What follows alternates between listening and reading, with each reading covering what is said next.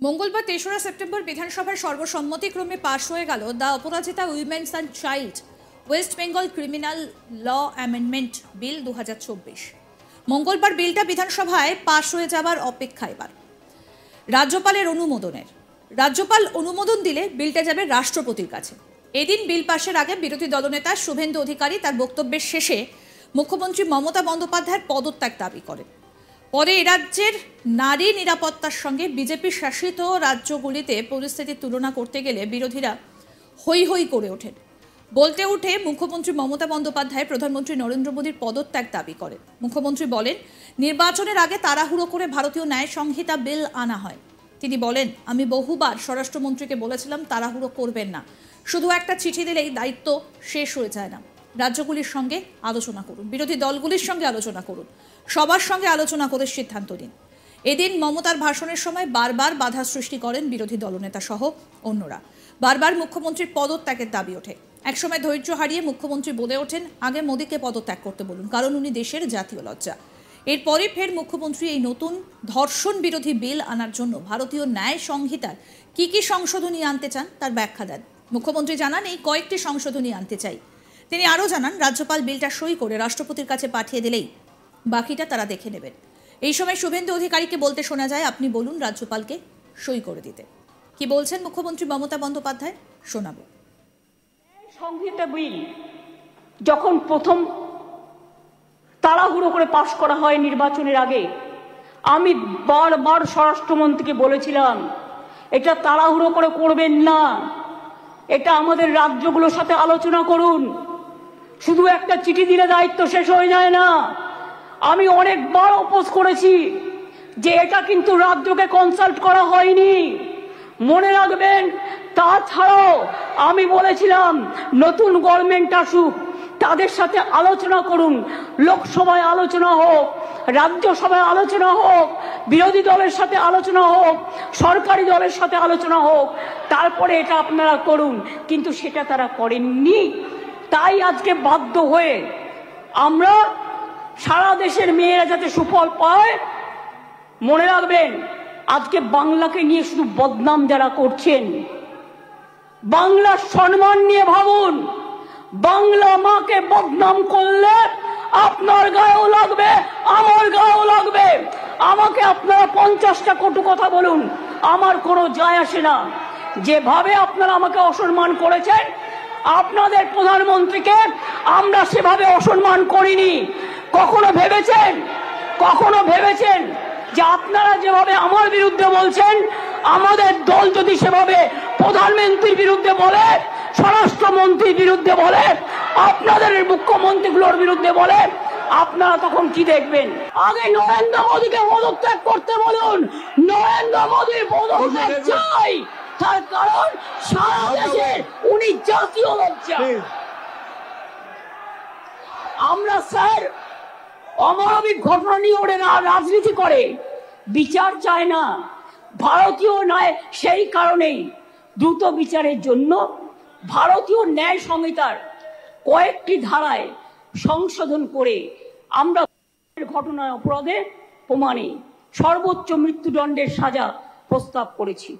ন্যায় সংহিতা একটা নতুন আইন 64(1), 64(2), 66, 70 এবং 71 নম্বর ধারার ক্ষেত্রে সংশোধনী এনে এই ধরনের অপরাধ প্রমাণে সর্বোচ্চ মৃত্যুদণ্ডের বিধান আনা হয়েছে এই বিলে। শিকার কোন মহিলা বা পরিচয় কোনোভাবে যেটা প্রকাশ্যে না আসে, আগে তো বিলটা পাস হোক, তারপরে তো রাজ্যপাল সই করলেই এটা হয়ে যাবে রেজাল্ট। আইন সংশোধনের মাধ্যমে আমরা সেটাও করতে চাই। এটাও চাই যাতে আদালতের অনুমতি ছাড়া এই ধরনের মহিলা বা পরিচয় কোনোভাবেই বিচার প্রক্রিয়া শেষ না হওয়া পর্যন্ত এগুলো নিয়ে আলোচনা প্রকাশ্যে না আসে। স্যার, ভারতীয় ন্যায় সংহিতার 72 এবং 73 নম্বর ধারা সংশোধন করে এর জন্য আমরা 3 থেকে 5 বছরের সাজার প্রস্তাব রাখছি। মনে রাখবেন, বাংলা প্রীতিলতা ওয়াদ্দারের মাটি, মাতঙ্গিনী হাজরার মাটি, কল্পনা দত্ত, বীণা দাস, সুনিতা চৌধুরী, মাদার টেরিজার মাটি, এই মাটি সারা দেশকে পথ দেখাবে। কেউ কেউ বলছে আমরা নাকি আইন করতে পারি না। আমি তাদের জ্ঞানের জন্য বলছি, এটা সর্বৈব মিথ্যা। রাজ্য চাইলে আইন আনতেই পারে। সংবিধান আমাদের সেই অধিকার দিয়েছেন।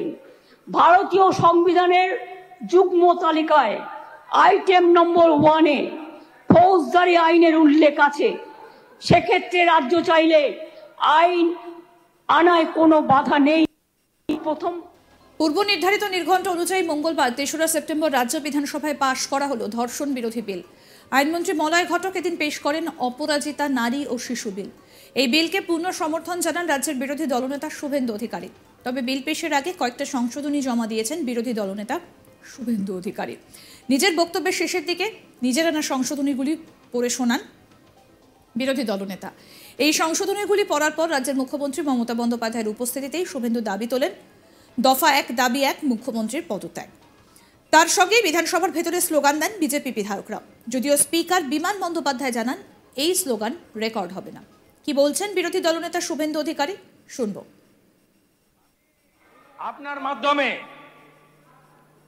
মাননীয় মুখ্যমন্ত্রী সহ সরকারের কাছে আবেদন করব, এই বিলকে আমরা পূর্ণ সমর্থন করছি। আমি অ্যামেন্ডমেন্ট জমা দিয়েছি। আমার অ্যামেন্ডমেন্টগুলো আমি আপনাকে পড়ে দিচ্ছি। আমি আমার ভাষণে আমি এটাকে করছি। ভাষণের পাঠ আমার টাইম আছে। আমি অ্যামেন্ডমেন্ট না বলে আমি এই প্রস্তাবগুলি আমার বক্তব্যের শেষার্ধে এই প্রস্তাবগুলি গ্রহণ করার জন্য পশ্চিমবঙ্গ সরকারের কাছে আবেদন করব। 1, পুলিশ স্টেশন এফআইআর নিতে অস্বীকার করলে বা অযথা বিলম্ব করলে সংশ্লিষ্ট পুলিশ আধিকারিকের বিরুদ্ধে সর্বোচ্চ শাস্তির বিধান রাখা হোক। প্লিজ আমি আপনাকে বলি শুনুন। বিধিসম্মত মেডিকেল পরীক্ষা অথবা ময়না তদন্তের ক্ষেত্রে এটা যখন কনসিডারেশনের সময় আমি পড়বো এগুলো আমি আমার সাজেশন রাখছি। আমি অ্যামেন্ডমেন্ট যাচ্ছি না। I am not going through amendment. It's my submission. I have time. না আমি তার জন্য বলছি। আমি আপনাকে বলছি বিধিসম্মত মেডিকেল পরীক্ষা অথবা ময়না তদন্তের ক্ষেত্রে বিলম্ব বা অবহেলা করলে সংশ্লিষ্ট স্বাস্থ্য আধিকারিকের বিরুদ্ধে চূড়ান্ত শাস্তির বিধান রাখা হোক। তথ্য প্রমাণ লোপাট করলে সংশ্লিষ্ট ব্যক্তি বা আধিকারিকের বিরুদ্ধে চূড়ান্ত শাস্তির বিধান রাখা হোক। মামলায় সাক্ষ্য প্রদানের সময় কেবলমাত্র গুরুতর শারীরিক অসুস্থতা, হাসপাতালে ভর্তি ব্যতি রেখে। আরও আপডেট পেতে দেখতে থাকুন আজ তাক বাংলার ইউটিউব চ্যানেল, সাবস্ক্রাইব করুন।